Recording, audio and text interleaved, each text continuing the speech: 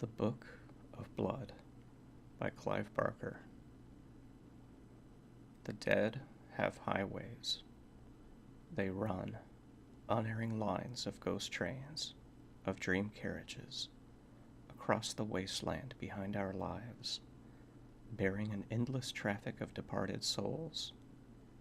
Their thrum and throb can be heard in the broken places of the world, through cracks made by acts of cruelty, violence, and depravity.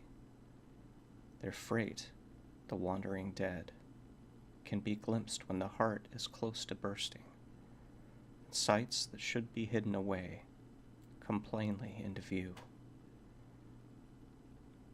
They have signposts, these highways, and bridges and laybys. They have turnpikes and intersections. It is at these intersections, where the crowds of dead mingle and cross, that this forbidden highway is most likely to spill through into our world. The traffic is heavy at the crossroads, and the voices of the dead are at their most shrill. Here, the barriers that separate one reality from the next are worn thin with the passage of innumerable feet. Such an intersection on the highway of the dead was located at number 65, Tollington Place, just a brick-fronted, mock Georgian detached house. Number 65 was unremarkable in every other way. An old, forgettable house, stripped of the cheap grandeur it had once laid claim to. It had stood empty for a decade or more. It was not rising damp that drove tenants from number 65. It was not the rot in the cellars, or the subsidence that had opened a crack in front of the house that ran from doorstep to eaves. It was the noise of passage. In the upper story, the din of that traffic never ceased. It cracked the plaster on the walls, and it warped the beams. It rattled the windows. It rattled the mind, too. Number 65 Tollington Place was a haunted house, and no one could possess it for long without insanity setting in. At some time in its history, a horror had been committed in that house. No one knew when or what, but even to the untrained observer, the oppressive atmosphere of the house, particularly the top story, was unmistakable. There was a memory and a promise of blood in the air of number 65, a scent that lingered in the sinuses and turned the strongest stomach.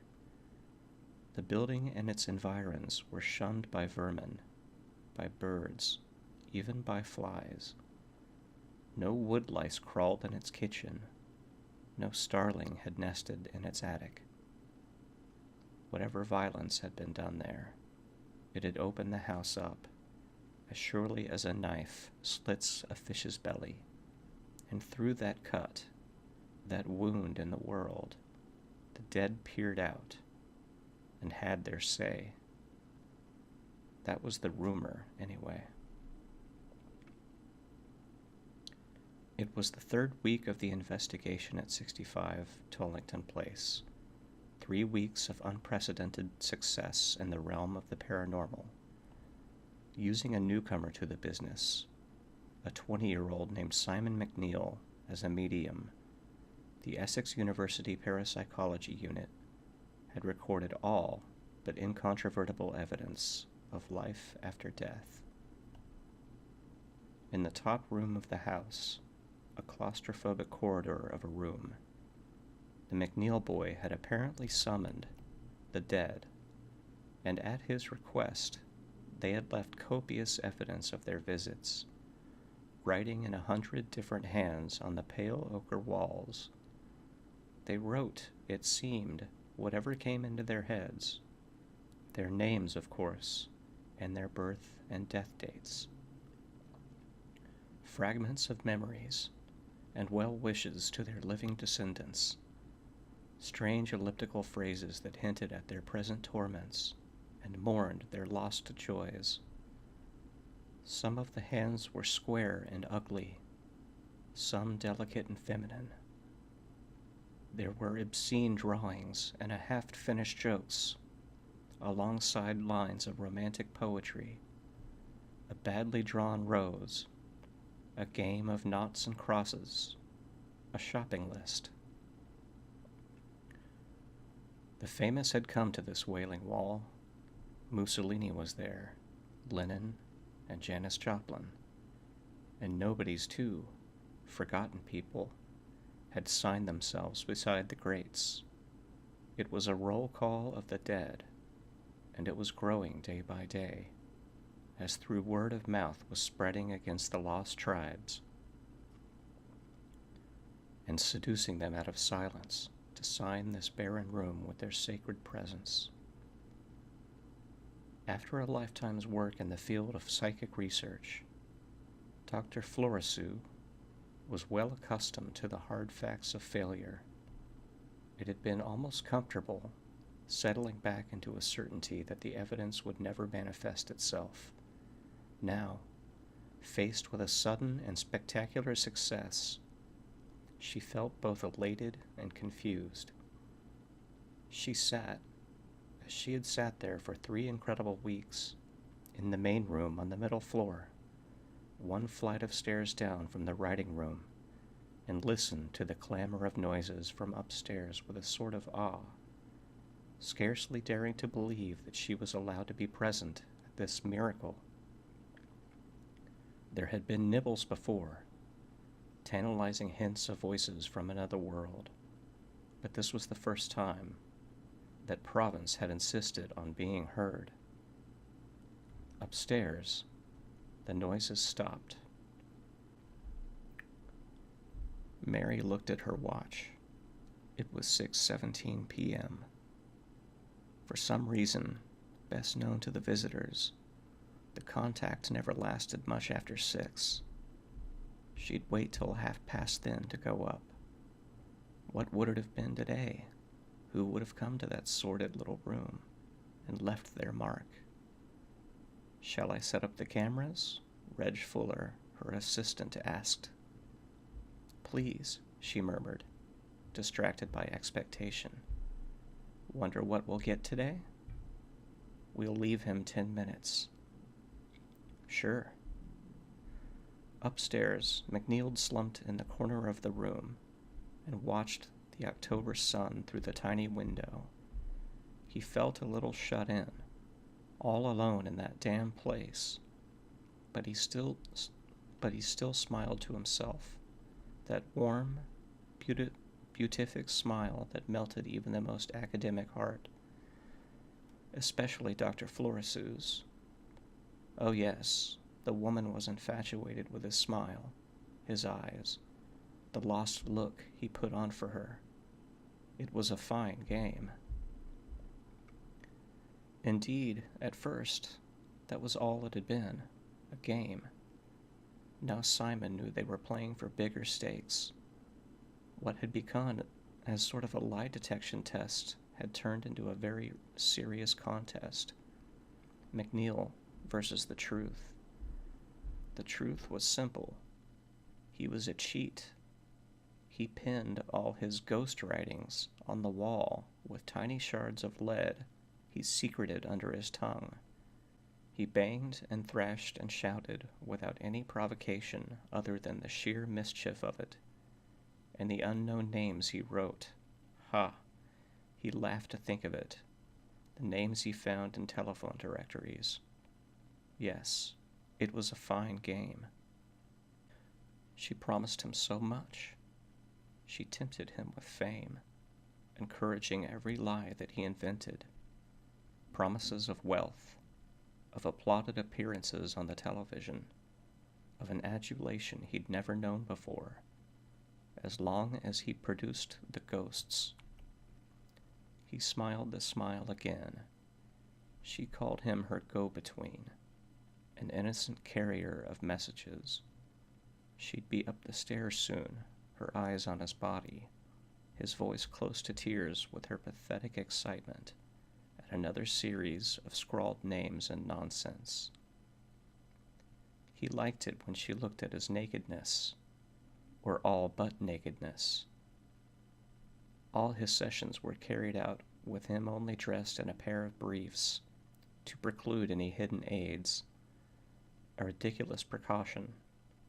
All he needed were the leads under his tongue and enough energy to fling himself around for a half an hour, bellowing his head off. He was sweating. The groove of his breastbone was slick with it, his hair plastered to his pale forehead. Today had been hard work. He was looking forward to getting out of the room, sluicing himself down, and basking in admiration a while. The go-between put his hand down his briefs and played with himself idly. Somewhere in the room a fly, or flies maybe, were trapped. It was late in the season for flies, but he could hear them somewhere close. They buzzed and fretted against the window, or around the light bulb. He heard their tiny fly voices, but didn't question them, too engrossed in the thoughts of the game and in the simple delight of stroking himself. How they buzzed, these harmless insect voices, buzzed and sang and complained. How they complained.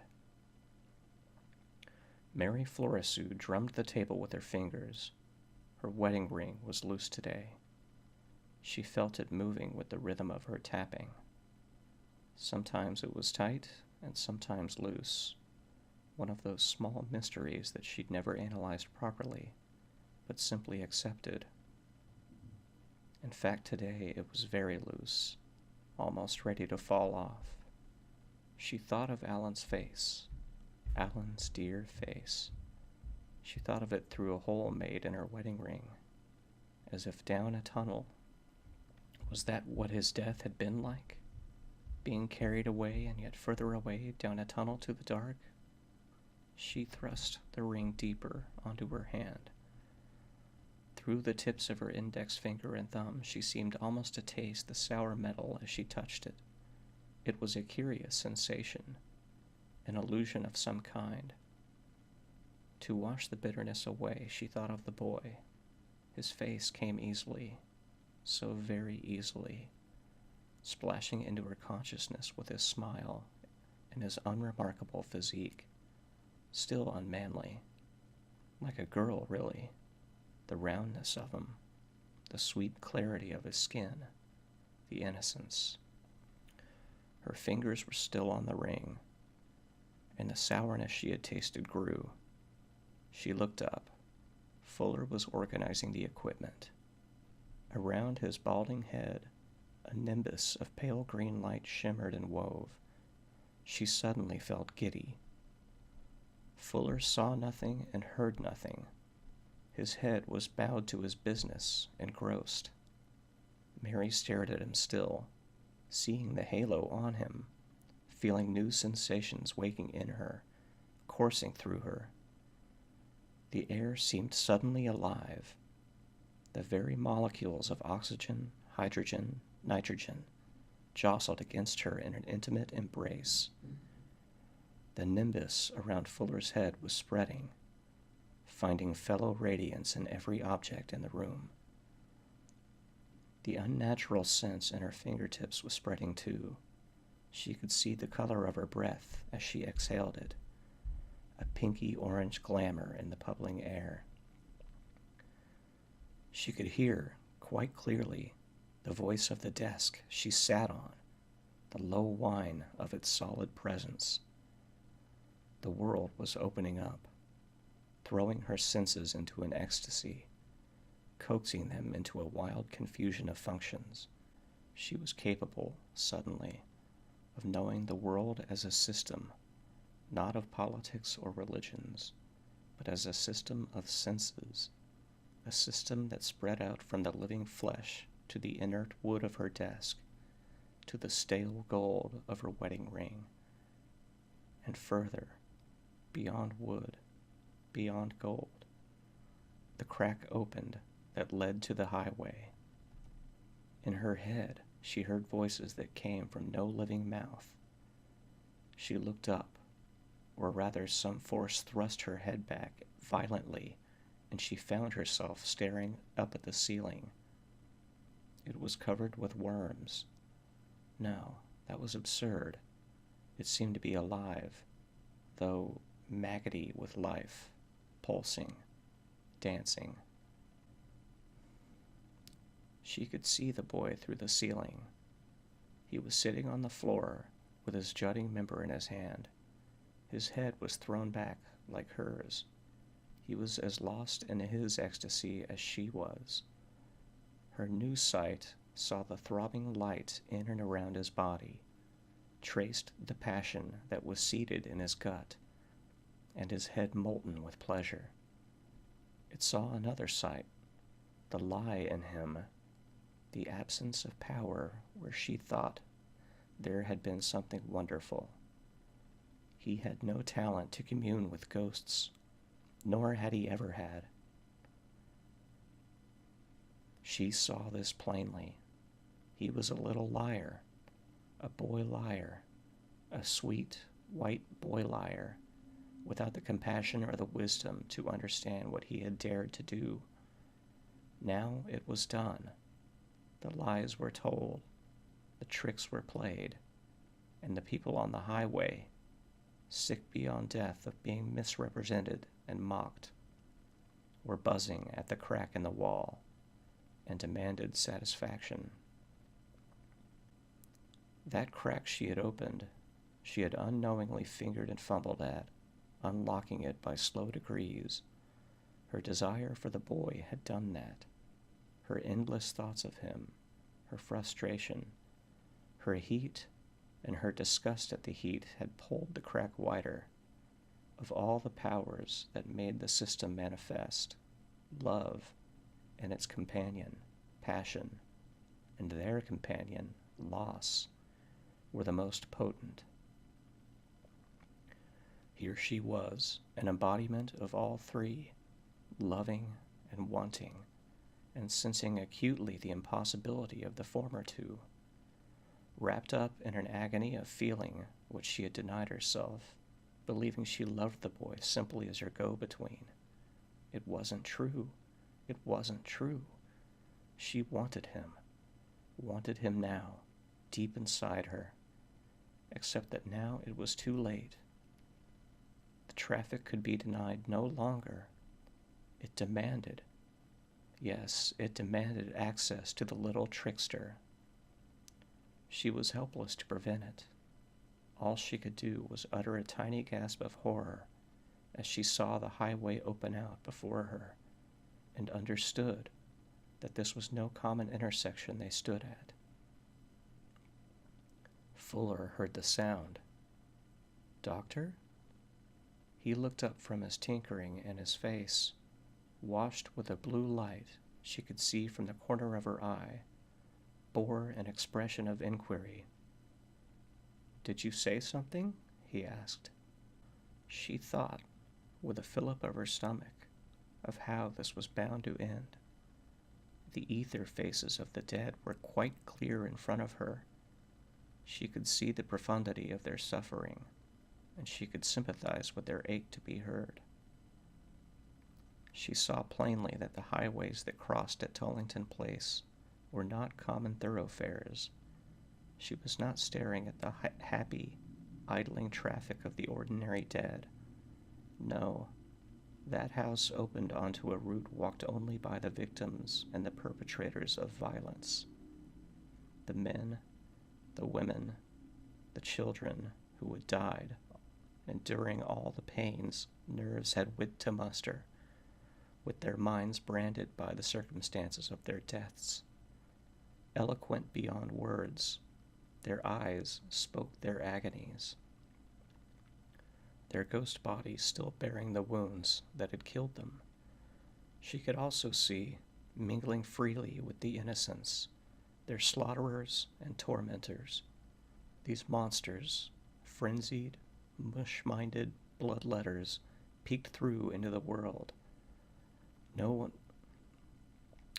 None such creatures, unspoken, forbidden miracles of our species, chattering and howling their Jabberwocky.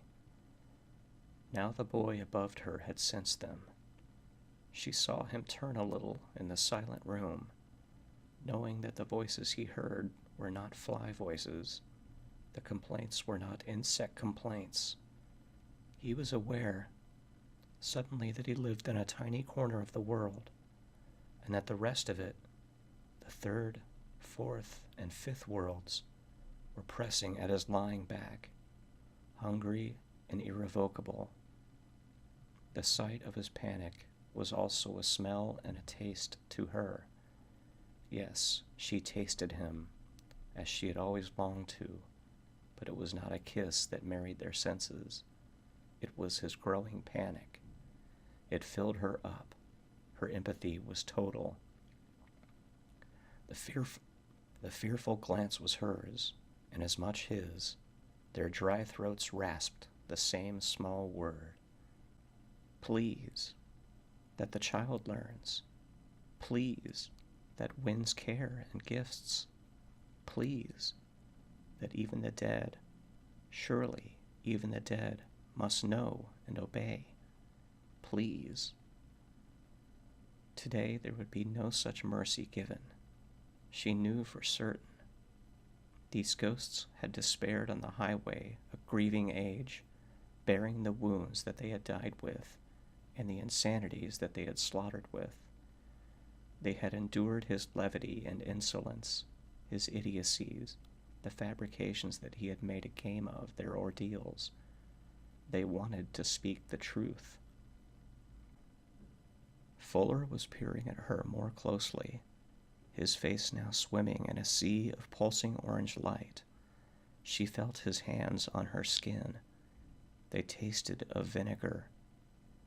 "Are you all right?" he said, his breath like iron. She shook her head. No, she was not all right. Nothing was right. The crack was gaping wider every second. Through it, she could see another sky, the slate heavens that lowered over the highway. It overwhelmed the mere reality of the house. "Please," she said, her eyes rolling up to the fading substance of the ceiling. Wider, wider. The brittle world she inhabited was stretched to a breaking point. Suddenly it broke, like a dam, and the black waters poured through, inundating the room. Fuller knew something was amiss. It was in the color of his aura, the sudden fear, but he didn't understand what was happening. She felt his spine ripple. She could see his brain whirl. "What's going on?" he said. The pathos of the inquiry made her want to laugh. Upstairs, the water jug in the writing room shattered. Fuller let her go and ran towards the door. It began to rattle and shake even as he approached it, as though all the inhabitants of hell were beating on the other side. The handle turned and turned and turned. The paint blistered. The key glowed red hot. Fuller looked back at the doctor, who was still fixed in that grotesque position, head back, eyes wide. He reached for the handle, but the door opened before he could touch it. The hallway beyond had disappeared altogether. Where the familiar interior had stood, the vista of the highway stretched into the horizon. The sight killed Fuller in a moment. His mind had no strength to take the panorama in.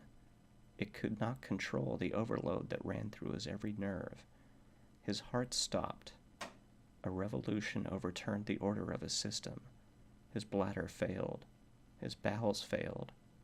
His limbs shook and collapsed. As he sank to the floor, his face began to blister like the door, and his corpse rattle like the handle. He was inert stuff already, as fit for this indignity as wood or steel.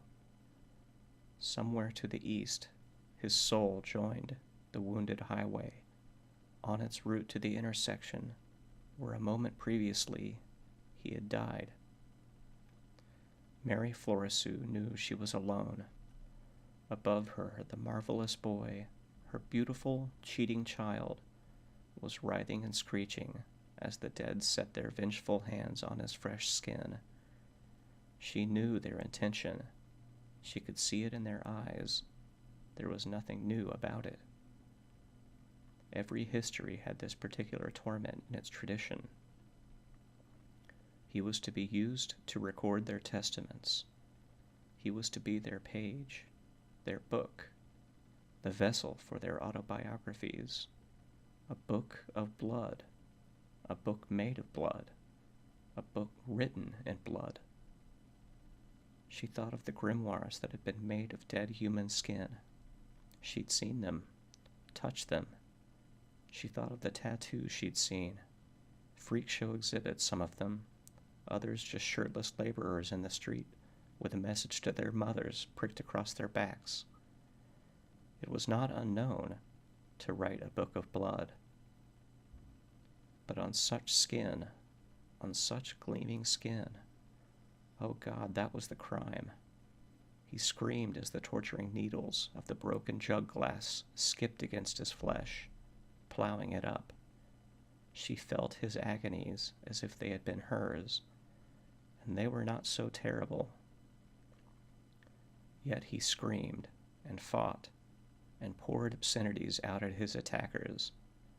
They took no notice.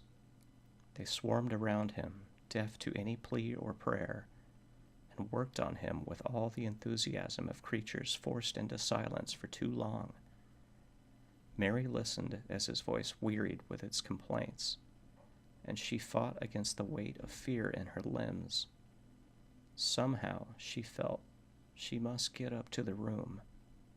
It didn't matter what was beyond the door or on the stairs. He needed her, and that was enough. She stood up and felt her hair swirl up from her head, flailing like the snake hair of the Gorgon Medusa. Reality swam. There was scarcely a floor to be seen beneath her. The boards of the house were ghost wood, and beyond them a seething dark raged and yawned at her. She looked to the door, feeling all the time a lethargy that was so hard to fight off. Clearly, they didn't want her up there. Maybe, she thought, they even fear me a little. The idea gave her resolution. Why else were they bothering to intimidate her unless her very presence, having once opened this hole into the world, was now a threat to them? The blistered door was open. Beyond it, the reality of the house had succumbed completely to the howling chaos of the highway. She stepped through, concentrating on the way her feet still touched the solid floor, even though her eyes could no longer see it. The sky above her was a Prussian blue, and the highway was wide and windy. The dead pressed on every side. She fought through them as through a crowd of living people, while their gawping, idiot faces looked at her and hated her invasion. The please was gone. Now she said nothing, just gritted her teeth and narrowed her eyes against the highway, kicking her feet forward to find the reality of the stairs that she knew were there. She tripped as she touched them, and a howl went up from the crowd. She couldn't tell if they were laughing at her clumsiness or sounding a warning at how far she had got. First step, second step, third step. Though she was torn at from every side, she was winning against the crowd. Ahead she could see through the door of the room to where her little liar was sprawled, surrounded by his attackers. His briefs were around his ankles. The scene looked like a kind of rape. He screamed no longer, but his eyes were wild with terror and pain. At least he was still alive.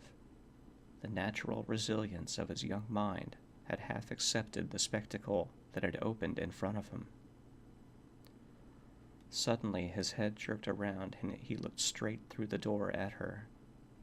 In this extremity, He had dredged up a true talent, a skill that was a fraction of Mary's, but enough to make contact with her. Their eyes met.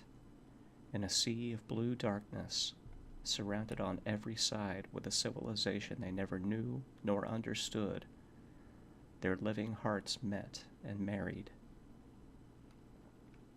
"I'm sorry," he said silently. It was infinitely pitiful. "I'm sorry. I'm sorry." He looked away, his gaze wrenched from hers. She was certain she must almost be at the top of the stairs, her feet still treading